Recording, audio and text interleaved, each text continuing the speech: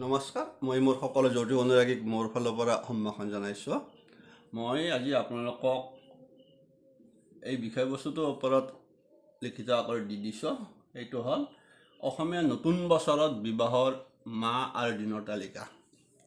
অৰ্থাৎ অসমীয়া নতুন বছৰ ভাস্কৰাব্দ 1432, ইংৰাজী 2025 আৰু 26।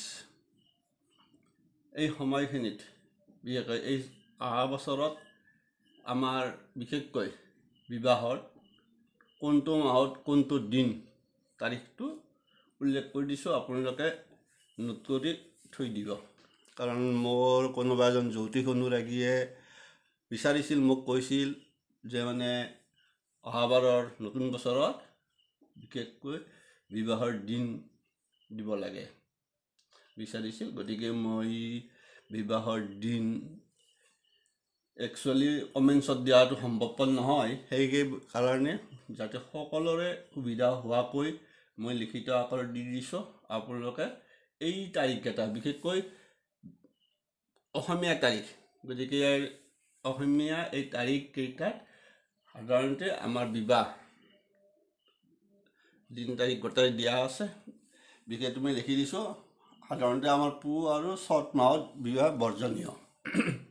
তাৰ বাহিৰেও অতিৰিক্ত বিবাহ দিন থাকে, সেইবিলাকো মই দি দিছোঁ। ভাদ মাহ, বিশেষকৈ আহিন কাতি, যিহেতু আমাৰ মুখ্যতঃ বহাগ, জেঠ, আহাৰ, শাওণ, আঘোণ, মাঘ, ফাগুন এইকেইটা বিশেষভাৱে থাকে বিবাহৰ দিন। তাৰ বাহিৰে অতিৰিক্ত বিবাহ হিচাপত ভাদ, আহিন আৰু কাতি মাহতো বিয়া পাতিব পাৰে। কেৱল পুহ আৰু চ'ত মাহত বিয়া পতাটো শাস্ত্ৰসন্মত নহয়। তাৰ বাহিৰেও আন এটা বিশেষ মই দি দিছোঁ এইবাৰ আপোনালোকক। এইটো হ'ল বিশেষকৈ যিসকল প্ৰথম সন্তানৰ বিবাহ, জেঠ মাহত প্ৰথম সন্তানৰ বিবাহ পাতিব নালাগে, ই ল'ৰাই হওক বা ছোৱালী হওক। তাৰ বাহিৰে বাকী মাহত পাতিব পাৰে। আৰু সেইমতে কিছুমান কথা আছে, সেইটো পিছত ক'ম বাৰু কেতিয়াবা। এৰিছোঁ, আপোনালোকে চাই ল'ব, নিজে নোট কৰি থৈ দিব।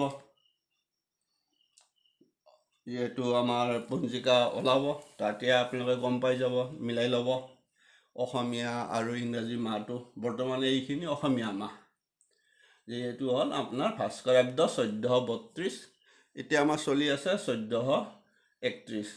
গতিকে আনফালে তেতিয়া পৰিব ইংৰাজী 2025 to 26 চন। এৰিছোঁ, সকলোৰে উপকাৰ হওক বুলি দি দিছোঁ।